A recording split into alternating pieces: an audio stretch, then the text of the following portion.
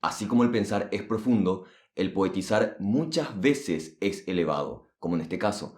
Por eso podemos atender a esta frase. Según esto, el amor se funda en el hecho de que hayamos pensado lo más profundo. Así el amor descansa en el pensamiento.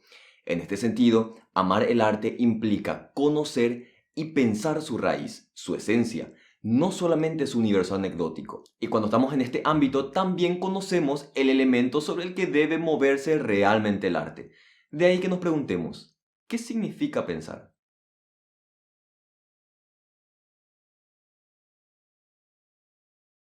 Esta pregunta no es del mismo tipo que la pregunta ¿qué significa ir en bicicleta? Esta se refiere a algo que todo el mundo conoce, todos sabemos lo que significa ir en bicicleta. Y si alguien por alguna razón no sabe lo que significa, bueno, podemos decirle lo que en general ya es conocido. Pero el asunto del pensamiento es un tanto distinto. Solo en apariencia es conocido lo que plantea la pregunta, porque podría presentar sentidos que desconocemos totalmente. ¿Qué significa pensar? Podría referirse a ¿qué significa el verbo pensar? ¿O cuál es el rasgo fundamental del pensamiento? O inclusive, ¿qué es lo que se requiere para que estemos en condiciones de pensar propiamente? Y toda esta diversidad de sentidos de la pregunta nos impide completamente responderla de una manera fácil. Por ahora podríamos simplemente enfocarnos en el rasgo fundamental del pensar. Pero, ¿qué es el representar?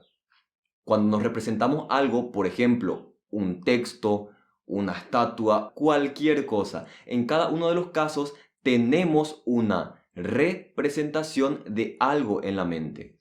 Nosotros entendemos como la cosa más clara del mundo las palabras de alguien que dice, me pienso la cosa así y así, cuando en realidad lo que está tratando de decirnos es, me represento la cosa así y así, de donde se deduce que pensar es un tipo de representar.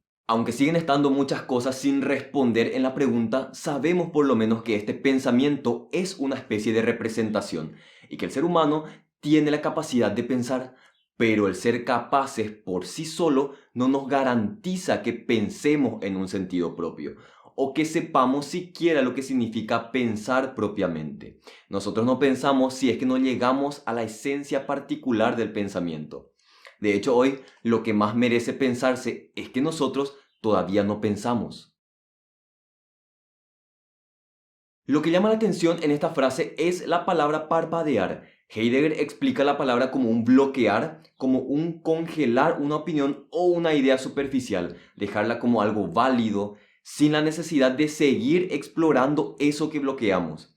Nuestro pensar se caracteriza por este parpadear, por este bloquear y no pensar propiamente. El hecho de que no pensemos todavía y más cuando el mundo está como está hasta parece irónico. Pero justamente esta situación problemática del mundo parece exigirle al hombre que actúe y actúe inmediatamente, en lugar de pensar en cómo habrían de ser y hacerse las cosas.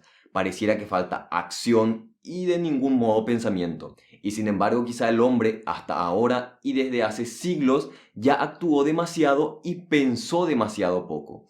Es decir, el hacer y obrar arrolló al pensamiento ya desde hace mucho tiempo. En el arte, este arroyo al pensamiento lleva al artista en muchos casos a moverse en la superficie de lo que él intuye que es arte.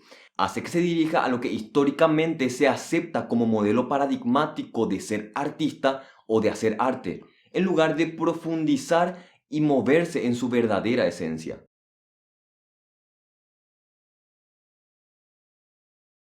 El hecho de que nuestra manera de pensar esté caracterizada por este parpadear, por este bloquear y actuar inmediatamente, se debe, entre muchas otras razones por supuesto, a que nosotros no dirigimos nuestros esfuerzos intelectuales a eso que merece pensarse. Y para lograr pensar, primeramente tenemos que estar atraídos por eso. Solo si nos gusta eso que merece pensarse, somos capaces de pensar propiamente. Pero esto todavía no nos garantiza nada. Para lograr pensar, tenemos que estar dispuestos a aprender a pensar. Y aprendemos en la medida en que atendemos a eso que da que pensar en forma adecuada. Un aprendiz de escultor, por ejemplo, en el aprendizaje no solo se ejercita en la habilidad de usar instrumentos, y tampoco se limita a familiarizarse con las formas usuales de las cosas que podría esculpir.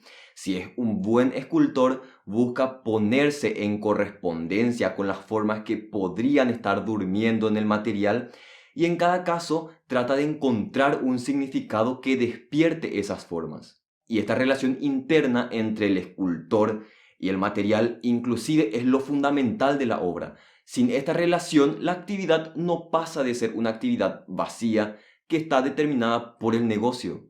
Toda obra de un artista y toda acción humana siempre corre este peligro, y tampoco se libra de esto el pensar.